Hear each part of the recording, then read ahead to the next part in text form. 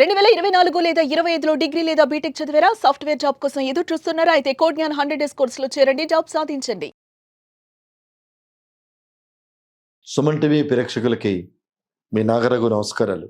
రకరకాల లీగల్ ఇష్యూస్ని ప్రామాణికంగా తీసుకొని దాని మీద ఉన్నత న్యాయస్థానాల తీర్పులు, ఇటువంటి పరిస్థితులు, వాటి యొక్క పురోగమనాల గురించి మనం చాలాసార్లు సుమన్ టీవీ ద్వారా తమరికి తెలియజేయటం అయింది. అంటే ఇప్పటివరకు భారతదేశంలో ఉన్న ఏ చట్టాలైనా డొమెస్టిక్ వైలెన్స్ కానివ్వండి, 498A కానివ్వండి, అలాగే మెయింటెనెన్సు, డొమెస్టిక్ వైలెన్స్లో ఉన్న పలు రకాలైన రిలీఫ్లు, ఇవన్నీ ఉమెన్ ఫ్రెటర్నిటీకే ఫేవర్గా ఉన్నాయి. అలాగే మొదటి నుంచి భారతదేశంలో స్త్రీని కొంచెం ఇబ్బందులకు గురి చేస్తున్నారు కాబట్టి వారి భద్రతకి తగిన ప్రాధాన్యత కల్పించాలనే ఉద్దేశంతో చేసిన చట్టాలు చాలా సందర్భాల్లో అవి మిస్యూజ్ అవుతున్నట్టుగా న్యాయస్థానాల దృష్టికి తీసుకువెళ్ళటం జరుగుతుంది. అంటే ఎక్కువ శాతం భార్యలందరూ తమని వేధిస్తున్నారని, రకరకాల ప్రలోభాలకి మమ్మల్ని గురి చేసి గొంతెమ్మ కోరికలు కోరి ఈ గొంతెమ్మ కోరికలు తీరిస్తే కానీ మీతో కాపురం చేయమని, కాపురానికి రావద్దని చేస్తున్నారని చెప్పి వాళ్ళని కాపాడే చట్టాలు ఉన్నాయి. కానీ అదే విధంగా ఎందుకంటే రెండు చెట్లు కలిస్తేనే చప్పతులు అని చెప్పి అన్నట్టుగా చాలా సందర్భాల్లో అబ్బాయిలు కూడా బాధపడుతున్న సందర్భాలు చాలా ఉన్నాయి. కానీ అబ్బాయిలు బయటికి ఎందుకు చెప్పుకోలేరు అంటే because of social stigma. They are very much afraid of social stigma. అంటే నా భార్య నన్ను ఇబ్బంది పెడుతుంది, నా భార్య నన్ను తిడుతుంది, కొడుతుంది అని ఆడవాళ్ళు చెప్పినట్టుగా first of all there is no mechanism which are in favour of men whenever they are facing this kind of harassment from the hands of the women. రెండోది, మొదటి నుంచి మంది మేల్ డామినేటింగ్ సొసైటీ అని అనబడుతుంది కాబట్టి, అంటే లిటరలీ స్పీకింగ్ ఈ చట్టాలు ఏవైతే ఉమెన్కి ఫేవర్గా ఉన్నాయో వాటిని దృష్టిలో పెట్టుకుంటే మంది మేల్ డామినేటింగ్ సొసైటీ అని అనడానికి అవకాశం లేదు. సో కాబట్టి ఎన్నో సందర్భాలు ఇటీవల కాలంలో సెల్ఫీలు చేసే రకరకాల సందర్భాల్లో ఈ ఆంధ్ర తెలంగాణలో భర్తలు సూసైడ్ చేసుకుంటూ సెల్ఫీలు పెట్టి, అలాగే రైలు కింద చనిపోతూ వాళ్ళు లెటర్స్ పెట్టి, నా భార్య వాళ్ళ అమ్మా నాన్నల హెరాస్మెంట్ తట్టుకోలేక బయటికి చెప్పుకోలేక, అలాగే మా అమ్మా నాన్నల్ని వీళ్ళు ఏ రకంగా చూస్తారు, చాలామంది సందర్భాల్లో వేరు కాపురాలు పెట్టమని, లేదా అమ్మా నాన్నని చూడొద్దని, వాళ్ళకి హెల్ప్ చేయొద్దని అనే భార్యలు చాలామంది ఉన్నారు. అందుకే ఈ సందర్భంలో ఒక విషయాన్ని గుర్తు చేస్తున్నాను.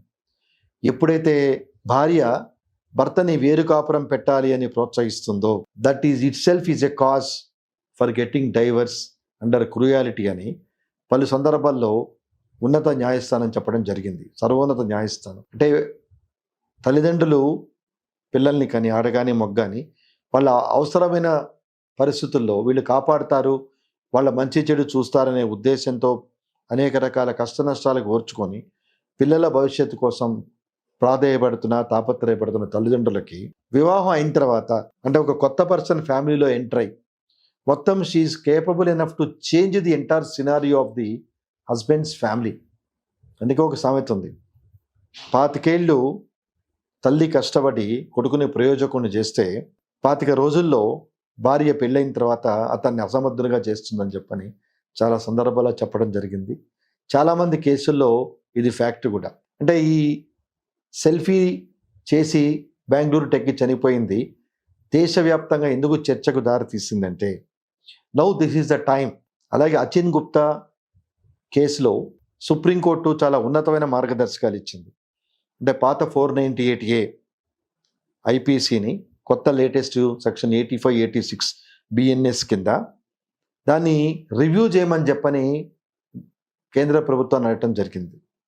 అంటే క్రూయాలిటీ అనేది it is a very wide define. It need not be a physical cruelty. It may be a mental cruelty also by virtue of using or abusing or making comments about various aspects of a woman. So మానసిక ఒత్తిడి తీవ్రత కూడా క్రూరత్వం కింద వస్తుందని పలు సందర్భాల్లో చెప్పడం జరిగింది. కానీ క్రూయాలిటీ ఏ రకంగా అప్లై అవుతుందన్నది again it depends on case to case basis. ఒక చిన్న ఉదాహరణకు తీసుకుంటే నా దృష్టికి వచ్చిన కేసులో అంటే అతను బ్రాహ్మణ్ కమ్యూనిటీకి చెందినవాడు, అమ్మాయి ఎస్సీ కమ్యూనిటీకి చెందిన అమ్మాయి. Both are software engineers. 8 years ప్రేమించి పెళ్లి చేసుకున్నారు. ఇప్పుడు వాళ్ళకి 4 సంవత్సరాల అబ్బాయి కూడా. డిస్ప్యూట్స్ వచ్చి అమ్మాయి విడిగా వెళ్ళిపోయి now she's threatening the husband as if she's going to file SC atrocities case against her husband. ఎంత పిటి అండి. అంటే 8 సంవత్సరాల్లో ప్రేమించి పెళ్లి చేసుకున్న అబ్బాయి ఈరోజు డిస్ప్యూట్స్ వచ్చినాయని నన్ను కులం పేరుతో దూషిస్తున్నాడు, నన్ను ఇబ్బందులు పెడుతున్నాడు అని కేసు వేస్తానని చెప్పి బెదిరిస్తున్నది అంటే it is nothing but misusing the power, misusing the safe guards granted by the constitution in favour of women. ఎందుకంటే 8 సంవత్సరాల్లో ఏ సందర్భాలు లేవు. ఆమెని క్యాష్తో దూషించాడని కానీ ఆమెను నెగ్లెక్ట్ చేశాడని కానీ లేవు.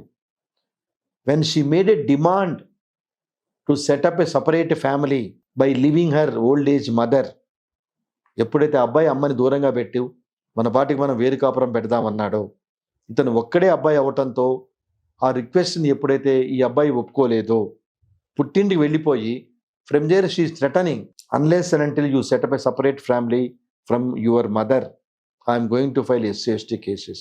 ఈ అబ్బాయి ఏం చేయాలి? ఎందుకంటే చట్టం తన పని తాను చేసుకుపోతుందనే చాలా సందర్భాల్లో వింటూ ఉంటాం. ఎప్పుడైతే అమ్మాయి ఎస్సీ కేసు పెట్టిందో, అబ్యూజ్ ఆఫ్ ఎస్సీస్ కేసు పెట్టిందో, automatically this man will be penalised. ఇది నిజమా అబద్ధమా? 8 ఏళ్ళు కాపురం చేసిన తర్వాత, దట్టు లవ్ మ్యారేజ్ కాబట్టి ఇంటర్ కాస్ట్ మ్యారేజ్ చేసుకోవడం జరిగింది. సో ఈ అబ్బాయి నిజంగా ఆమెని కాస్ట్ మీద దూషించాడా లేదా అనేది that is a different aspect.